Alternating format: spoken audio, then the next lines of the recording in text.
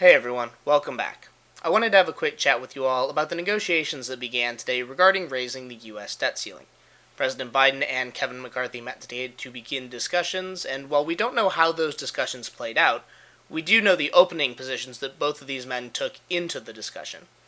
Kevin McCarthy wanted to exchange raising the debt ceiling for some unspecified cuts to government spending, while President Biden said that he did not want to negotiate and that he simply wanted a clean bill to raise the debt ceiling. Now, the more interesting of these two is obviously President Biden's position because not negotiating doesn't really seem like a negotiating position. However, actually, I think it's a very smart opening position to take, and to help illustrate that, I grabbed this little pamphlet off my shelf from the West Point Negotiation Project. This is a course that I took at the Academy, and it was easily one of the best things I ever did. So, to help us go through this, we're going to use the 7-element preparation tool, which is essentially a checklist to know if you've reached a good agreement or not at the end of a negotiation. I'm going to go ahead and read through it now, and then we'll break out all the individual points. A good outcome is defined as either no agreement or an agreement that satisfies interests, ours well, theirs at least acceptably, and others at least tolerably, is better than our best alternative to a negotiated agreement, is an elegant, no-waste solution among the best of many options, is legitimate for all, no one feels taken, outcomes feel appropriate and justifiable, includes commitments that are well-planned, realistic, operational, and durable, results from a process that helps build the kind of relationship we want, and results from a process that is efficient, the product of effective communication. So, let's get into the first point, which is, does this agreement satisfy the interests of all parties? For this, since we're taking President Biden's perspective, our interest will be his interests, their interest will represent Kevin McCarthy and the Republican House, and others will represent the voters, because while they aren't exactly a part of the negotiation, they are still very much impacted by its results. So, we have to see how this agreement's going to work out. And the first thing is that all three parties have a common interest, which is raising the debt ceiling so the U.S. doesn't default on its debts and have some severe economic issues.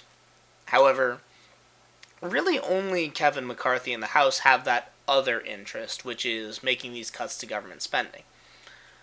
So, right then and there, if they're going to try and put that into the negotiation without offering anything, President Biden's interests aren't being met because he doesn't have an interest in cutting any of these programs. And as for voters, it's kind of hard to tell whether their interests are met or not because we don't know what these cuts are going to be. Obviously, if it's going to be cuts to Medicare, Medicaid, Social Security, these are things that have been thrown around, but nothing is concrete. But all three of those prospects are very unpopular with voters and wouldn't meet their interests even tolerably. And Republicans know this, which is why they've kind of been coming out and saying, no, we're not going to cut that. We'll find something else.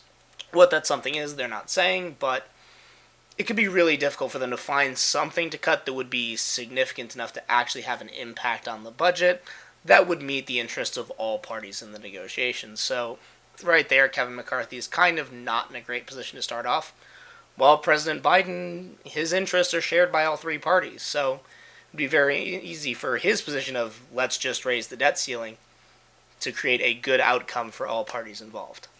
The next item on our checklist is this agreement better than our best alternative to a negotiated agreement? And obviously that alternative is not allowing the U.S. to default. Instead, President Biden would likely target 4 or 5 House Republicans in swing districts and attempt to get them to join the Democrats in order to pass a clean debt ceiling bill. The Senate has already shown that they are more than willing to pass this bill, as Mitch McConnell has said, Kevin McCarthy, this is all you, I want no part in this, good luck.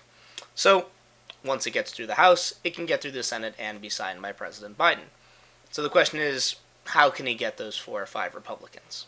Well, given that they're in swing districts and the fact that if the U.S. were to default, there would be an incredibly negative fallout on the Republican Party, as it'd be very easy to message saying, hey, we tried to raise this, but this is Kevin McCarthy and the Republicans' fault.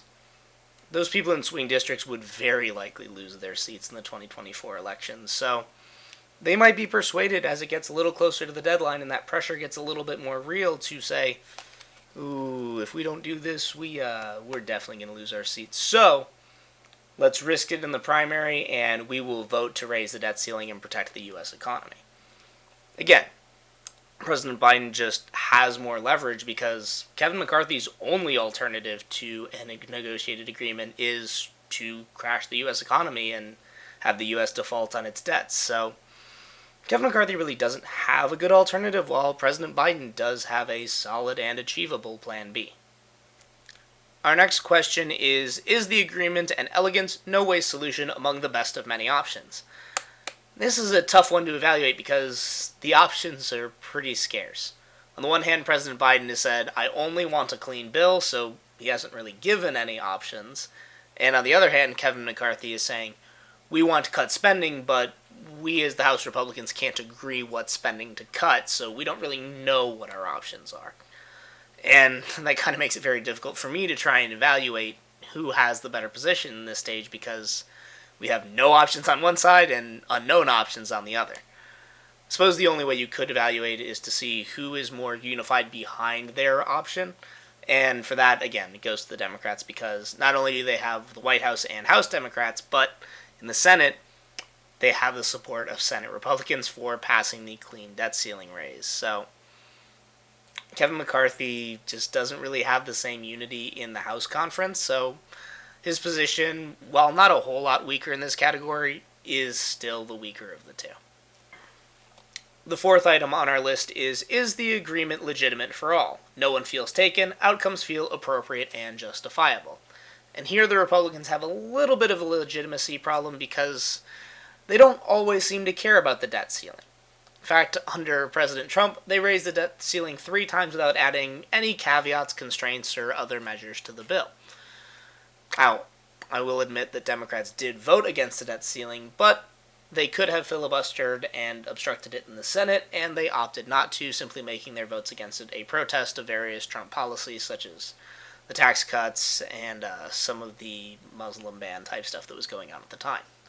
But suddenly, now that a Democrat is in the White House, the Republicans have decided, oh yes, we care about that, and we want to do all this stuff now that our guy's not in the White House. And again, that discrepancy between how they behave when a Republican is president and when a Democrat is president plays back through the Obama administration and back into the Bush administration, and it's just one of those inconsistencies that hurts their position.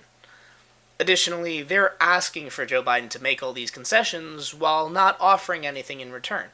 And that really doesn't create a good feeling among the parties because it's like, okay, you want me to give you all these spending cuts, but what are you giving me other than the thing that we both already want? That doesn't really seem like a fair or legitimate exchange. The fifth point is, does this agreement include commitments that are well-planned, realistic, operational, and durable? For the Democrats, the answer is definitely yes. All they want to do is raise the debt ceiling, which is an interest of all parties involved, as we discussed earlier. And it's fairly durable because I don't think anyone's going to come along and try and lower the debt ceiling in the near future. On the other hand, Republicans are in a bit of a tight spot because they don't really know what the commitments they want are. They know they want to cut spending, but they're really not sure where.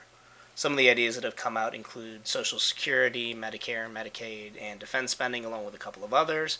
But no one in the Republican Party seems to be really able to agree on what they want and how much they want to cut. So, with that lack of tangible operational commitments, it becomes very hard to negotiate because they don't even know what they want, let alone, how they're going to match that with what Joe Biden and the Democrats want.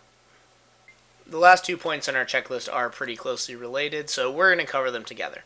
And of course, those points are, does this agreement result from a process that helps build the kind of relationships we want?